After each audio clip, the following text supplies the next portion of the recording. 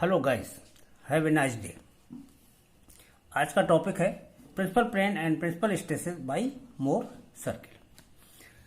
इसमें हम पहला एग्जाम्पल ले रहे हैं।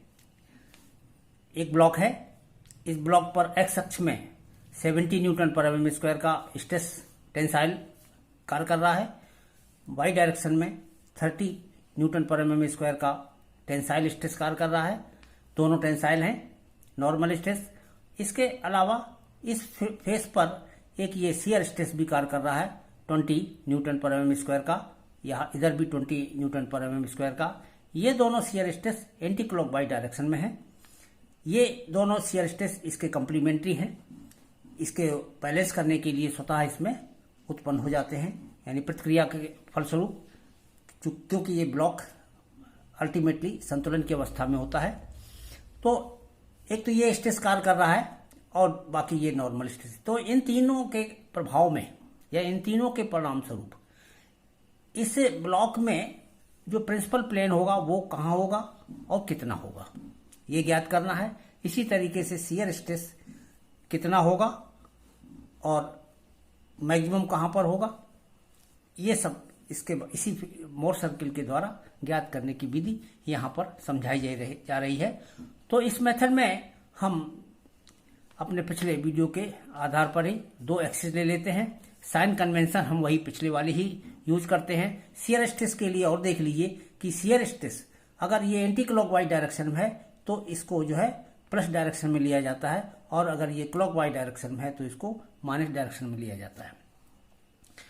तो यहाँ पर हम ऑरिजिन से ये एक्स डायरेक्शन में 70 का प्रतिबल कार्य कर रहा है, तो इस हिसाब से 7 सेंटीमीटर की दूरी हो गई।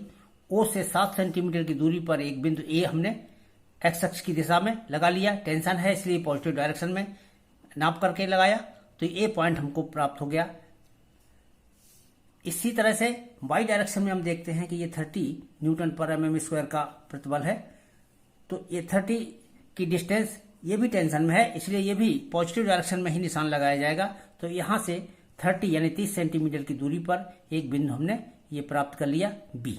तो इस तरह से ए बिंदु जो है 70 की दूरी पर और बी बिंदु जो है 30 की दूरी पर हमने एक्स अक्ष की डायरेक्शन में पॉजिटिव डायरेक्शन में दो प्राप्त कर लिए। अब हमारे इस अक्ष पर दो ये बिंदु हमको हमारे पास उपलब्ध हैं, ए और बी। अब इसके बाद इस पर जो ये 20 न्यूटन पर एमएम स्क्वायर का शियर स्ट्रेस कार्य कर रहा है, ये किस दिशा में कार्य कर रहा है, एंटी क्लॉकवाइज डायरेक्शन में कार्य कर रहा है, इसलिए इसको प्लस लिया जाएगा। और प्लस शियर स्ट्रेस जो है नीचे होता है और माइनस ऊपर होता है, इसलिए बिंदु ए पर, ए से नीचे की ओर हम 20 न्यूटन पर एमएम स्क्वायर अर्थात 2 सेंटीमीटर की दूरी पर, यानी एक लंब डालेंगे और उसमें से 2 सेंटीमीटर की दूरी पर एक बिंदु काट लेंगे। तो एक बिंदु इस तरह से हमको यहां पर प्राप्त हो जाएगा। इसी तरीके से बी बिंदु पर हम वर्टिकल डायरेक्शन में 2 सेंटीमीटर की दूरी पर एक बिंदु प्राप्त कर लेंगे। अब हमको एक बिंदु ये प्राप्त हो गया, एक बिंदु ये प्राप्त हो गया। फिर हम क्या करते हैं, इन दोनों बिंदुओं को आपस में मिला देते हैं। इन दोनों को आपस में मिलाते ही ये एक्स अक्ष के साथ कटता है। एक्स अक्ष के साथ कटान बिंदु ही हमारा इस यहां से यहां तक की दूरी का मिडिल पॉइंट होगा। तो ये हमारा मिडिल पॉइंट हो गया, इस डायमीटर का मिडिल पॉइंट हो गया। तो यहाँ क्या करते हैं, हम इस पॉइंट को सेंटर मान करके और यहां से ये दूरी को रेडियस मानते हुए एक सर्किल ड्रा कर लेते हैं। जब एक सर्किल ड्रा कर लिया तो यही सर्किल हमारा मोर सर्किल कहलाएगा। अब ये मोर सर्किल हो गया।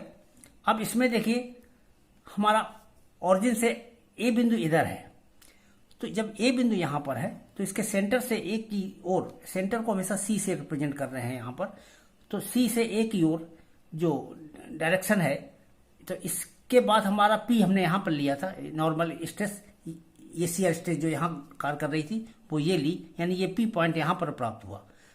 तो ये सी पी जो ये डिस्टेंस है ये हमारी क्या कहलाएगी, प्रथम बिंदु की तरफ वाले की। इसको कहेंगे रेफरेंस एक्सिस।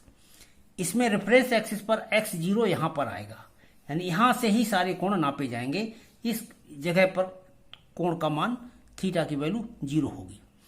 अब जब थीटा 0 है तो नॉर्मल स्ट्रेस के लिए कहा गया, पीछे आप लोगों ने निकाला था कि ये क्या कोण बनाता है, तो 10 to थीटा बराबर एक फार्मूला था।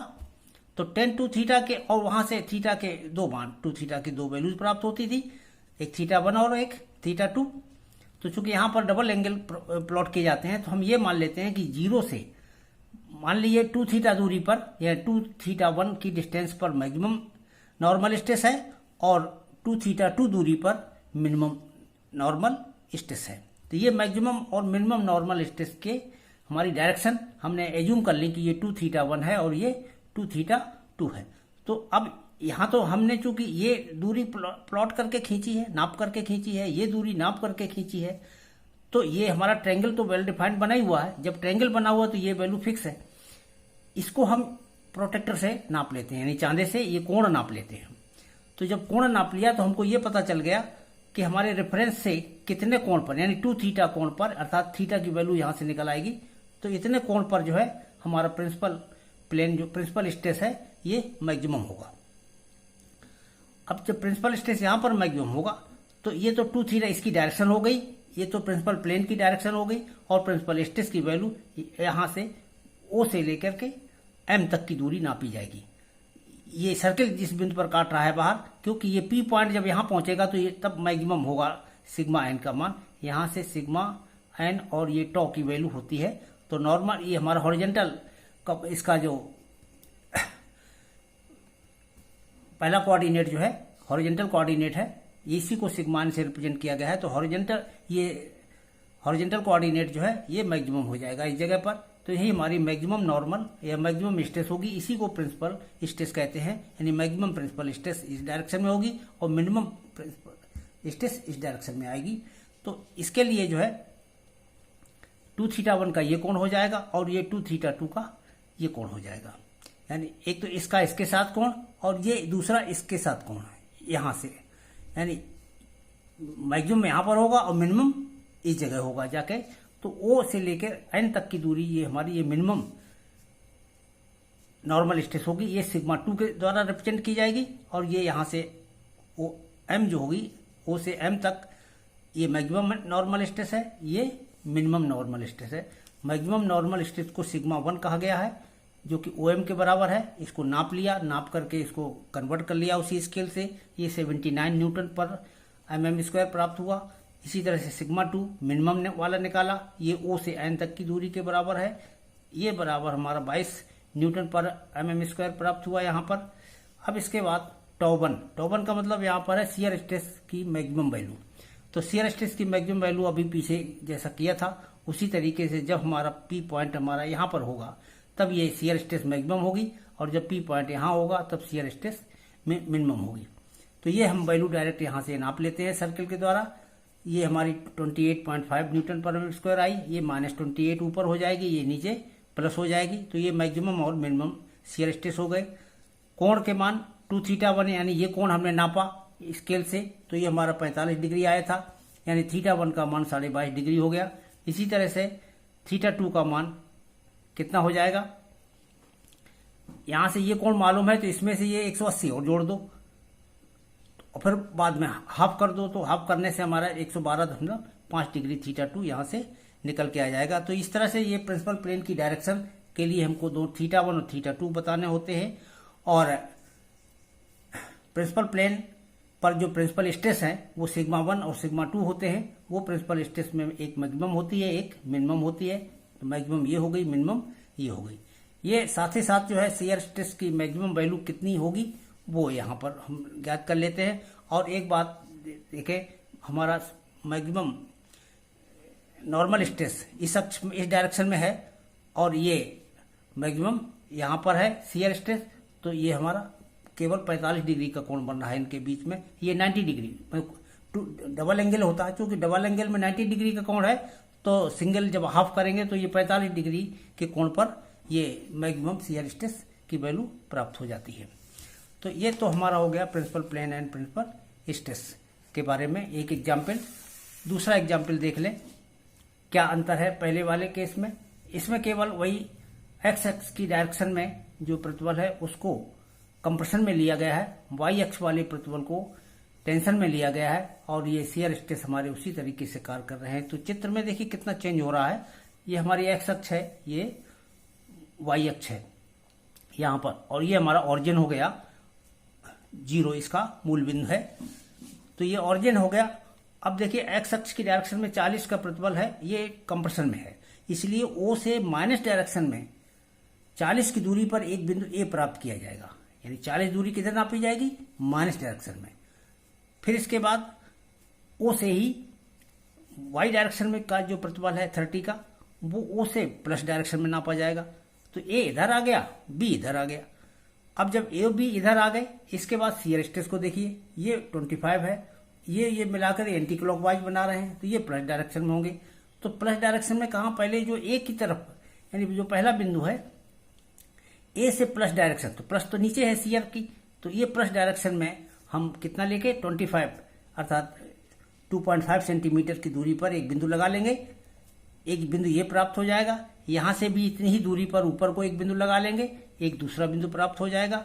इन दोनों बिंदुओं को जब हम मिलाएंगे आपस में, तो ये एक्स अक्ष को हम काटेंगे। इसका कटान बिंदु ही इसका मिडिल पॉइंट होगा। इस मिडिल पॉइंट को सी नाम दे देंगे। सी नाम देने के बाद इसको सेंटर मान करके और यहां से यहां तक की दूरी को रेडियस मानते हुए एक हम सर्किल ड्रा कर लेंगे। यही सर्किल हमारा मोर सर्किल है। और मोर सर्किल के बाद फिर ओ से एम तक की, यानी एम किधर होगा? जिधर ए है, तो ए की तरफ का जो बिंदु होगा बाहर वाला, ये एम कहलाएगा, और बी की तरफ का जो बिंदु है बाहर वाला, ये एन कहलाएगा। तो ओ से एम तक की दूरी ये हमारी मैक्सिमम नॉर्मल स्ट्रेस है और ये मिनिमम नॉर्मल स्ट्रेस है। यानी ये सिग्मा 1 का मान है और ये सिग्मा 2 का मान है। ये हमारे दोनों प्रिंसिपल स्ट्रेसेस की वैल्यू यहाँ से प्राप्त हो जाएंगी। और जब दोनों के मान यहाँ से प्राप्त हो जाएंगे, अब इनका रेफरेंस पहले देखिए, रेफरेंस एक्सिस कौन सी होगी? रेफरेंस एक्सिस नेचुरली है कि ए बिंदु पर हमने ये स्ट्रेस लगाया, तो ये बिंदु रेफरेंस हो गया। जब ये रेफरेंस हो गया तो इस हम, और मैक्सिमम यहाँ पर आ रहा है, तो इसकी वैल्यू यहाँ पर -47 आ रही है। तो इसका कोण नापने के लिए हम ये कोण नापेंगे, और ये कोण हो गया क्लॉकवाइज डायरेक्शन में। तो यहाँ से इसकी दिशा बताने के लिए हम माइनस डायरेक्शन में लिखेंगे, यानी 2θ1 की वैल्यू जो है इसमें कितनी आई है? -37 डिग्री। यानी ये कोण नाप लिया, इसको माइनस में लिखा, क्योंकि रेफरेंस यहाँ पर है और कोण हम यहाँ का नाप रहे हैं, तो ये एंटी क्लॉकवाइज डायरेक्शन में नाप रहे हैं, इसलिए ये -37 है। इसलिए θ1 का मान इसका हाफ हो गया, 18.5 डिग्री हो गया। और इसी तरीके से 2θ2 हमने इधर से नाप लिया। जब ये हमने इधर से नाप लिया, तो ये हमारा एंटी क्लॉकवाइज डायरेक्शन में, ये प्लस में लिखा जाएगा, तो वहां से ये हमारा प्लस में आ गया। 2θ2 बराबर 143 डिग्री नापने से आया, इसका हाफ किया θ2, तो ये 71.5 आ गया।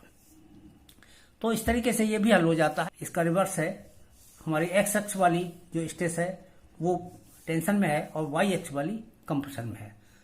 तो कोई विशेष फर्क नहीं है। एक्स अक्ष वाली टेंशन में तो मूल बिंदु ये पॉइंट है, मूल बिंदु से ये पॉजिटिव डायरेक्शन में ए बिंदु लगाएंगे और यहाँ से ये माइनस डायरेक्शन में बी बिंदु लगाएंगे, क्योंकि वाई वाला हमारा माइनस में है। ए बी बिंदु प्राप्त होंगे। इन दोनों पर ये प्रतिबल, अब देखिए इसमें प्रतिबल की दिशा इस तरह से, ये नीचे की ओर है, तो ये हमारा क्लॉकवाइज बना रहे हैं।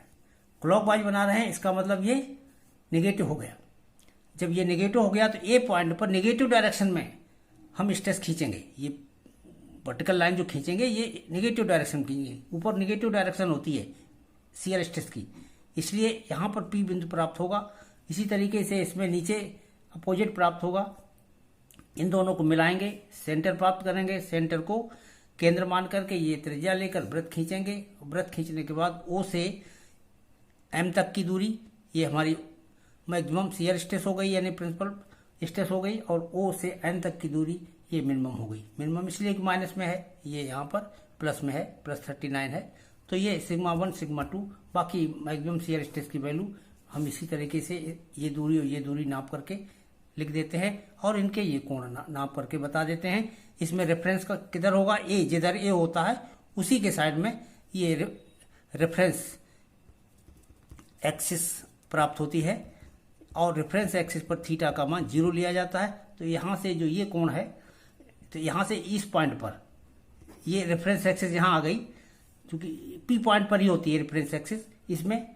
तो रेफरेंस एक्सिस यहाँ पर, यहाँ से सारे कोण नापे जाएंगे। अब यहाँ से जब इसका कोण नापेंगे तो ये क्लॉकवाइज में नापेंगे, इसलिए इसको माइनस में लिखना पड़ेगा। और जब यहाँ से इसका कोण नापेंगे तो ये हमारा एंटी क्लॉकवाइज डायरेक्शन में है, इसलिए इसको प्लस लिखना पड़ेगा। तो ये हमारा मेथड है मोर सर्किल के द्वारा प्रिंसिपल प्लेन और प्रिंसिपल स्ट्रेस ज्ञात करने के लिए। तो इसमें पर्याप्त हो चुका है। अब आप किसी भी तरीके की प्रॉब्लम मोर सर्किल विधि के द्वारा सॉल्व कर सकते हैं।